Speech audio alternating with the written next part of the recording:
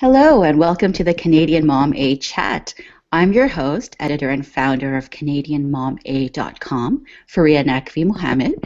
And today with us we have author, speaker, and business coach, Lara Galloway. Welcome, Lara. Thanks, Faria. It's great to be here. Thanks so much for joining us. I am so excited to be discussing your new book, Moms Mean Business, A Guide to Creating a Successful Company and Happy Life as a Mom Entrepreneur. Yay, there it is. So congratulations, first of all. Thank you. Thank you. It was a labor of love, but it was also a very fun thing to do, I have to say. Awesome. Well, I know you from your business coach world, and I'm always enamored by your pearls of wisdom and how they apply to women in business, particularly moms in business. Mm-hmm. And I've just been loving your book, and I figured, a review is not enough. I need to speak with you about it so I can share your pearls of wisdom with our viewers. I'm so excited because this is my first video review of it, so that makes it even better. Thank you for doing that. No, it's my pleasure.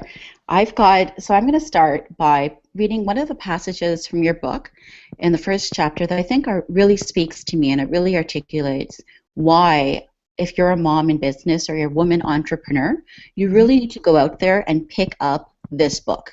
So I'm gonna read a passage, and you can see it for yourself. This is from chapter 1, Who You Are. There are serial entrepreneurs out there who simply look for viable businesses and a market that will buy their wares so they can make some money. But in all our years of coaching mom entrepreneurs, not one of our clients has chosen this approach to business. Instead, most moms tend to yearn for purposeful work that provides us the freedom, flexibility, and fulfillment we crave. We want to be there for our children, and we want to do work that matters to us. Of course, we also want to make money. But if that's the only thing driving you, there are easier ways to make a living than owning a business. Moms mean business.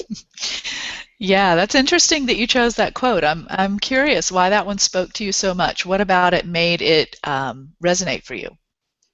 I think what made it resonate for me is because anyone can go out there. I strongly believe that people can go out there, and if you want to get just a 9-to-5 job and it's about making some extra money, there's a lot of options out there, and you don't necessarily have to be terribly skilled or passionate about what you do. You just have to be, present and good at what you do. But when you're starting your own business, there's a certain amount of passion and flair that's required for it to keep going. Yeah, that's such a good point. Well, Aaron and I have talked about this a lot, and it's, no one's ever pointed out that quote to me before, but it's really powerful in the whole approach that we took to the book, which is, there are a lot of business books on the shelves of any bookstore, and there are even more online, and there are gazillions more that are self-published. So if you want to know how to run a business, there's just really not a whole lot of excuse for not figuring out how to do it, because you can find those resources. But it just so happens that the people that we know that tend to start companies and have families that they want to run, it's not just about the nuts and bolts of business. I mean, we know that women are starting businesses at the rate twice that of men, and most of those women are also moms. And so here they are starting these businesses. They are doing that. They're not staying in corporate America. They're leaving corporate America. They're staying at home, and then they're starting businesses, which can be in an office outside of the home, or they can be inside the home, or they can be, kind of like me, wherever I happen to be. That works pretty well. We appreciate that flexibility, but there isn't necessarily a great guide map out there of how to embrace all that flexibility, how to set those rules, manage your priorities, get to be there and spend your time the way you want to, while also running a successful company. It seems that most of what you find out there, and I've been attending a lot of entrepreneurship conferences and startup weekends and things like that, and you know what? You hear all the time about burnout. You hear all the time about the companies that died and faded and just were decimated. You hear about these entrepreneurs who gave up everything, not the least of which is their, all of their money, all of their assets. It's quite a risky business. But they gave up their health, they're horribly unhealthy. They aren't sleeping well. They aren't eating well. They're certainly not in good shape. I'm just saying a lot of the things that I've seen at these conferences and heard, and people kind of nod their heads like, oh yeah, I get you. Yeah, it's the life of an entrepreneur. You have to sacrifice all the time. And we just kind of got to the point where we realized this is a message that needs to be heard. You don't have to sacrifice everything, especially with being a mom. The stakes are pretty high. You're not just sacrificing your own personal well-being, since you're the matriarch and you're, responsible for taking care of the family so much as well. You have to take care of yourself, and you also have to figure out how to do that while creating a thriving business that will grow and be successful. And so that's what led us to write the book, because we just realized that it's not that easy to do. And this cult of sacrificing everything in order to make your business successful while the rest of your life is in a shambles, it just isn't going to work for a mom entrepreneur. Exactly, and I think that's one of the things that really spoke to me the most. I mean, ultimately, it's not sustainable, first of all. Yeah. So you'll do really, really well for maybe 6 months, and then you'll have to take maybe 6 months off because you've burnt out. And no one wants to see that. And I think as a business owner, I know that you do what you do because you really, really love it. I mean, over on CanadianMomaid.com, I'm so passionate about what I do and about social media and about creating engagement that but at the same time, what really spoke to me was just that permission that it's okay to take some time for myself, and it's okay to say, I'm not going to take work calls, or I'm not going to check my email, for example, from 3 p.m. to 7 p.m. because that's when my kids need me. And I'm going to work around my family's schedule. And I think that acceptance was so liberating for me. I didn't feel like a slave to my job or to my business. Well, yeah, and that's what happens is we leave corporate America because it doesn't provide, some of the freedom and flexibility and the opportunity to put our priorities first and spend our time on our priorities the way we need to. It doesn't work for our whole family. So we decide, okay, we're going to stay at home and we're going to create our own business. But for a lot of mom entrepreneurs that haven't read a book like this, that haven't worked with a coach before and defined their priorities, gotten clear on their motivation, and actually come up with a definition of success that is their own, that they have actually articulated for themselves and decided that this is the thing they want to pursue. I mean, a lot of us just have a definition of success that we haven't even articulated. We see it on TV, we see it about maybe our neighbors or some guru that we've heard of, but it's kind of a nebulous idea, and it's not necessarily what we feel is going to be us being successful. Well, when you do that work, as we have you do basically in chapters 1 and 2 in the book, that's where we start, is you defining your priorities and your values and seeing how you can spend those and create a definition of success that you can work towards with your business plan and everything else. When you can articulate that, when you know what that definition is, then you have a much higher possibility of achieving it. And, by the way, when you achieve a carefully articulated and defined definition of success, then guess what? You feel really happy and satisfied on top of successful in any sort of conventional terms. I think part of the reason for that, I mean, personally speaking from experience, is that you feel success, but you also don't feel like you have to apologize for the other parts of your life that have suffered in order to achieve that success. Yeah. And I think as a mom, I can say, I can openly admit, about dealing with a lot of mom guilt. Yeah. And that's just something I love, that you just speak about the elephant in the room. I mean, yeah. So many times where, as businesswomen, we just push ourselves, and as moms, we push ourselves, and there's a limit. And I think what just really speaks to me is, you start the book with the top 10 signs you need to read Moms Mean Business. And it had me laughing, because your kids can't tell time. You want to be a good mom and you have visions of raising smart cookies, but your kids have learned from you that just a minute means the vast period of time between when they ask you for something and when you're actually able to stop working to answer them.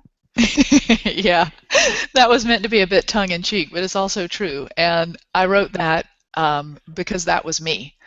That was me who was saying, just a minute, but not disconnecting, because I always had more to do.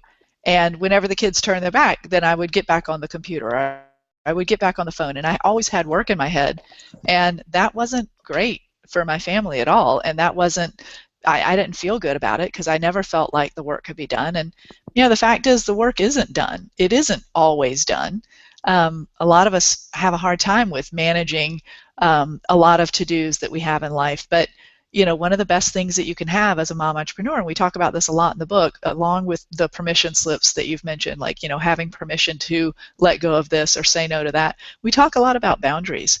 And, some people will point to, they'll say, well, how are you doing with setting boundaries for yourself? And how are you doing, in terms of allowing other people to trounce on your boundaries?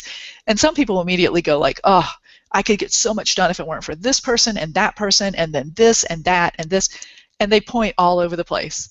Yeah. And you know who the prime suspect is when it comes to decimating boundaries? It's us. It's ourselves. So we say, oh, I'll get off the computer and I'll take care of the kids from the time they get home until, they're in bed, because that matches, my priorities of being a good mom and being connected and knowing what's going on with my kids and whatever it is that you're trying to do. We all have those high standards, and they're a little different, but that's pretty what I hear a lot from my clients. And, you're the one that's still sitting there on the phone and on the computer, and it's not anybody else's fault. And so really getting, it takes a bit of a mindset shift, and it's tough because I will have people, I've had clients who swear to me, but they really are that busy.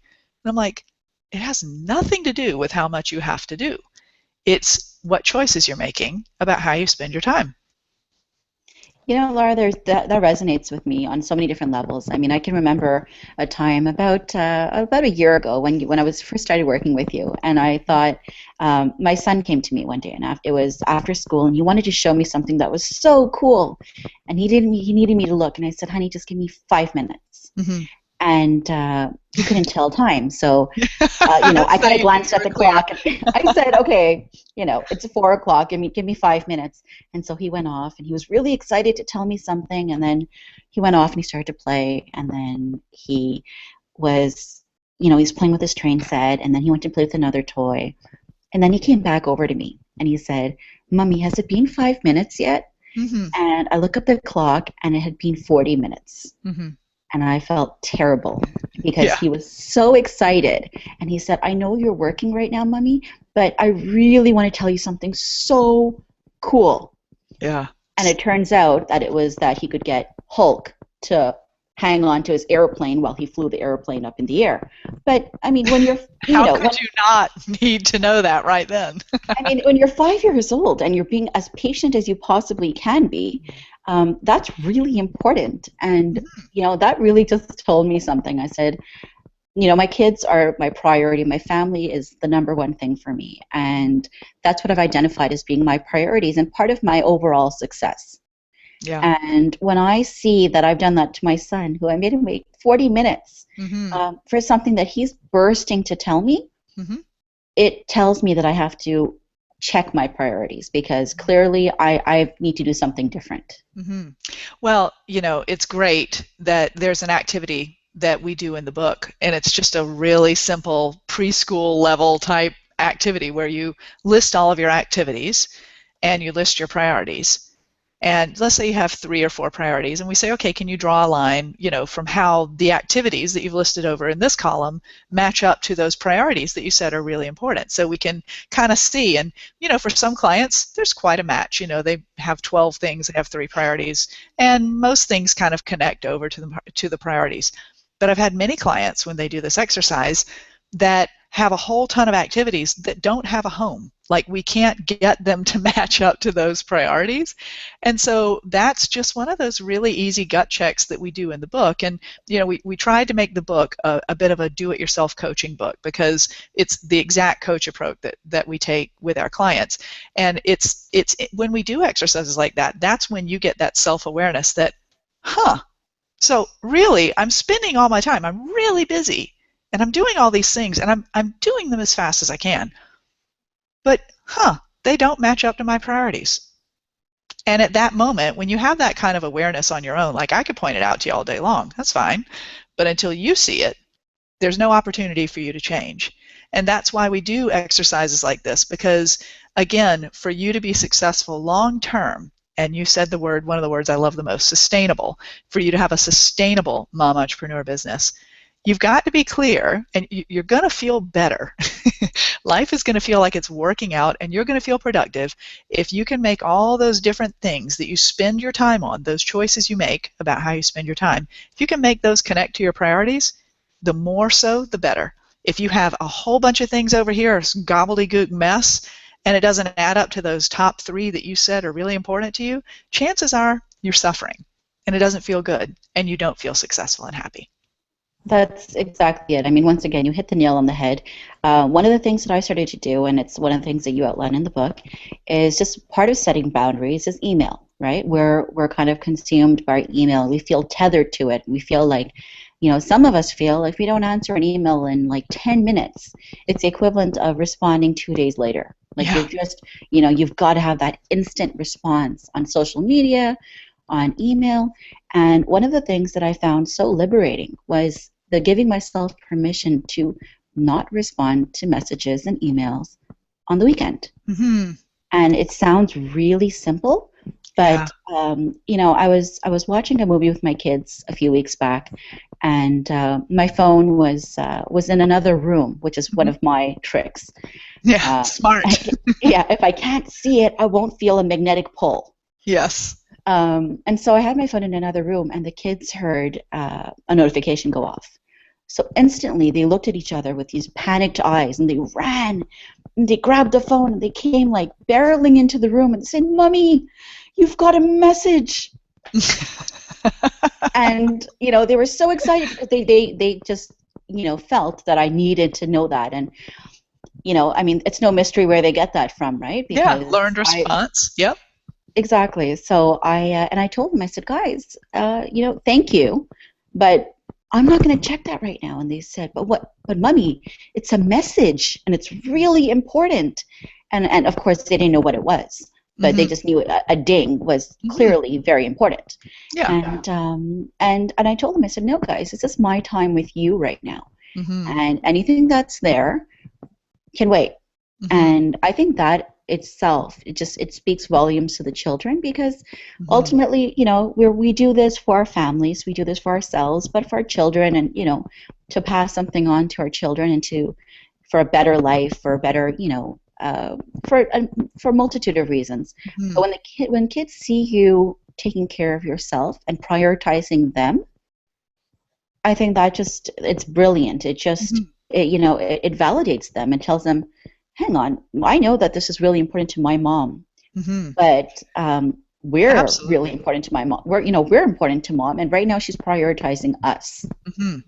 And when you do that well, when you get that handled and taken care of, and you demonstrate that with your behavior by having a strong boundary and not always responding to the ding or the phone, I turn on my phone, I turn notifications off. Gmail does not ding when I get a new Gmail. Twitter does not ding when I get a new tweet. Facebook, no. Everything says, we want to send you push notifications. I say, I don't want you to send me push notifications. And so that doesn't happen. I only get those notifications when I turn on my phone and fetch Gmail or pull up my notifications on Facebook or Twitter or whatever. That's the way I help manage me, because it's just too tempting to hear it dinging and lighting up and flashing at me all the time. So it is so smart of you, again, put it in another room. You've got to minimize some of those distractions when your kids are home, or even when you're working, so that you're in control of how you choose to spend your time. Just because somebody sends you an email right now doesn't mean you need to respond to it. My phone rings, and unless a client has scheduled an appointment with me, I watch the phone ring, I look at the number, I wait for it to go to voicemail, and then I listen. And that's how I choose who I speak with and when I speak to them, because I have already planned out my day and prioritized it so that I can get things done, those priorities that I have. And if I am constantly interrupted by other people who need to speak with me or whatever, that's great, but it's up to me to choose on my calendar when it's time for me to respond to them. But what I was going to say on the flip side to minimizing distractions and things like that, once you've demonstrated to your family and put some hard boundaries around not letting work seep into every single hour of the day, then you also need to communicate back with your family when you are not available to them. And you need to communicate with your clients very clearly when they can expect to hear from you. And I've yet to have anybody tell me, well, if you don't return my call on Sunday afternoon at 3 o'clock, you're fired as my coach. That's never happened. In fact, when I tell my clients, yeah, you're welcome to call or text or tweet or email me, whatever you need, and I promise you, call whenever it's on your mind. I'll manage my time and you will not interrupt me. So I'll respond to you when it works for me. And every time I've told people that, and of course I'm professional about it, I get back quickly, but I do it when it's my time and when it's not inconvenient and interrupting. And so my clients love it because I'm modeling for them something they can do for themselves. And like you, Faria, because you do live so much in the social media world, like everything is instant, right? So do I. It is really hard to remember that telling someone when they send you an email at 3 o'clock on Friday that you'll respond to them no later than Monday by close of business. It's hard to think of all those days in between and go, oh my gosh, I'm not being professional in business enough.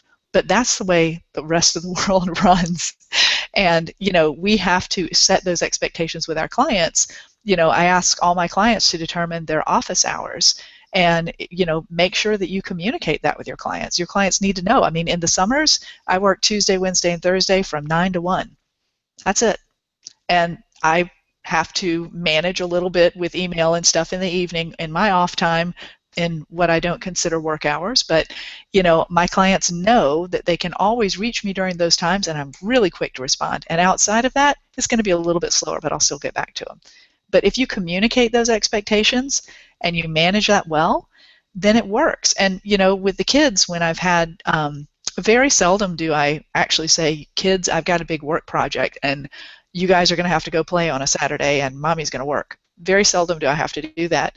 Case in point, when I did have to do that with the book, and I had to take over my dining room here and sit down and spread the book across, and we had deadlines and we had to get it all written in and sent out to the publisher by a certain date. I did have to say, I'm going to be sitting right here, and you guys can come by and say hello, but you can't have a conversation with me right now. When I'm done, you can talk to me, but I'll have to get up out of the seat to tell you that I'm done. You cannot come in here and check with me because that distracts me. And that boundary was communicated. My kids were awesome and very supportive of me when they knew they could not talk to me. I think that part of the reason for that is, and that's one of the things that I've learned from your coaching, is that part of the reason for that is that you do, I believe you called it either the salsa or the tango, where you get to the mompreneur tango. Exactly. Yeah. So you get to, spend really, really good time with your kids. So you're engaged. There's no phone. There's no electronics. Everything's away from you. And you're really engaging. And the children, no matter their age, whether they're infants, whether they're 15 years old, they can tell right away whether they've got your attention. And anyone who tells me otherwise, I disagree. Yeah. They know that. And when they really feel like they've got your fill, and then you tell them that, I need X amount of time. And when they're a little bit older, and they can tell time, it's, they'll respect that you need maybe 30 minutes. And that's it. And that time you're not going to interrupt. And I find that it's that much easier for everybody. Yeah. And for younger kids, one of the things that works really well is giving them a timer. And you, when they're really young, you have to work with shorter time periods. But my friend Melissa Learman taught me this a long time ago. Get a kitchen timer and set it for 15 minutes and say, now, you hold this timer, and when this timer dings, you bring it to me, and I quit work. And so the kids love it, and they don't have to understand. They can just see that the timer is, tick, tick, ticking, and they bring it in and like, hey, Mom, and you're like, boom, you have to get off right then to teach them that if they wait the whole time that timer doesn't ding, and then they bring it to you, then, hey, they've got some control over things. So you can do a lot of different things with time with kids in different ages, but setting that boundary and giving them, as you were saying, that good quality of time and attention before and after, then they can give you time back. Exactly. I mean, that brings me to the next point, which is, towards the end of the book, self-care. That's the big section that, of course, was my less strong point. I mean, we're not going to, openly admit that, but just the fact, just accepting that self-care is not a luxury; it's a necessity, and how important that is. I mean, when you're starting out in a business, any business really, when you're passionate and you have this idea and you just want to accomplish everything yesterday. And, of course that, there's only so many hours of the day, and you can't do everything. And like I said, like I know from experience, if you try to do everything now, you might have to take 3 months off. You might have to take 6 months off from burnout.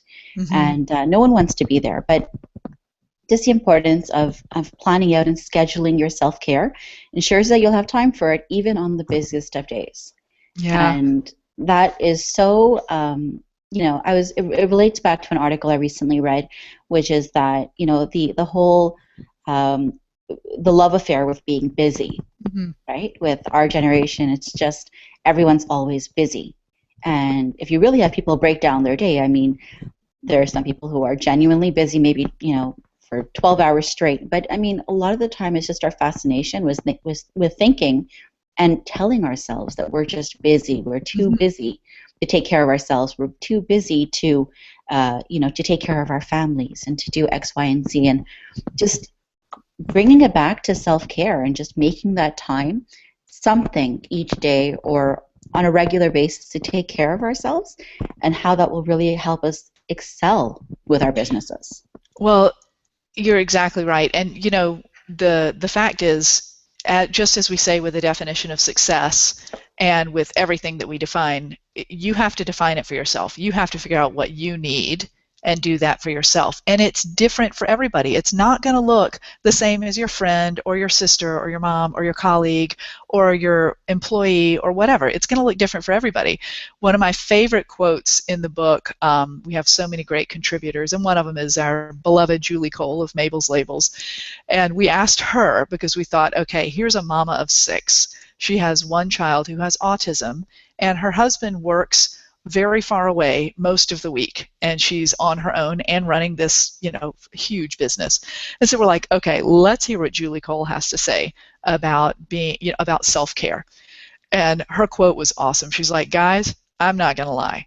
When it comes to self-care, if I needed a whole bunch of it, I wouldn't have started a business and had 6 children, okay? She's like, I don't need a lot of self-care. She said, my self-care is, I'm not going to get it right, I need to look this up, but she said, my idea of self-care is having a great conversation with whoever's in the van while we're on the way from, hockey to lacrosse and dropping one off here and one there. That's what I love, like getting to have those conversations, or, being there and playing hockey with them or whatever. So that's my idea of self-care. So that may be at one end of the spectrum, but she gets to choose. There's no should for her about self-care, versus we have other friends and other contributors who talk about, they have a weekly massage. A weekly massage, like that boggles my brain. Really? Seriously? Yeah. Oh yeah. It's scheduled every single week. Yes, right? Every single week. I mean, it's like, I don't know, it's like having a shower every day. It's just what she does. And it's a requirement for her. That's just, she builds that into her plan because that's what she needs. But, so it is different for everyone. Give yourself permission to choose what you need, but then own it, take responsibility for it, and get it. And, we know that sometimes people can be frazzled, and there is so much coming at you. It can be really hard to figure things out.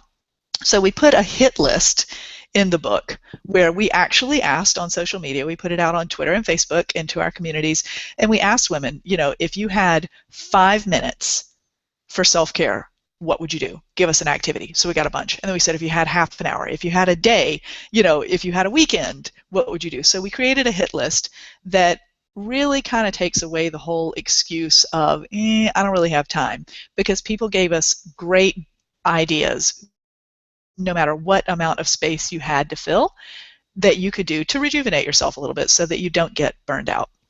Lara, that's such an amazing point to end this Google Hangout with. I mean, I can chat with you all day long, and it wouldn't even be work. We just wouldn't stop speaking. But you're awesome to speak to. But before we go, I must tell our viewers how they can get in touch with you, how they can pick up a copy of Mom's Mean Business, because you have to pick up a copy. Please. Please go right now. Before you log out of the internet, go and pick up a copy of Mom's Mean Business. Please, you can come and thank me later. Yeah. In the meanwhile, I know you're on Twitter as @MomBizCoach. Mm-hmm. You're also at Mom's Mean Biz. That's BIZ. For us Canadians. And if you're on Twitter, you can use hashtag MomsMeanBiz as well to chat about your book, to get in touch. What are some other ways that our readers can get in touch with you really, really quickly? So every single way you can find out and get in touch with what we do more about the book is on our book website, and that is momsmeanbusinessbook.com. It'll show you our Facebook page, Twitter handles, how to buy the book at your local Barnes & Noble, Chapters, Indigo, all over the place, and also links to buy it at the online retailers like Amazon and Chapters as well. Wonderful. Thank you so much for joining me, Lara. It's as always, it's such a pleasure to speak with you. And for our viewers, thank you for tuning in. Thank you for sharing the video. Thank you for the thumbs up. Thank you for leaving a comment below. And of course, subscribe to our channel so that you can join in some awesome chats every week as we bring you a Canadian Momade chat. And thanks for tuning in. We will be in touch soon. Have a great day. Thanks, Maria. Bye-bye.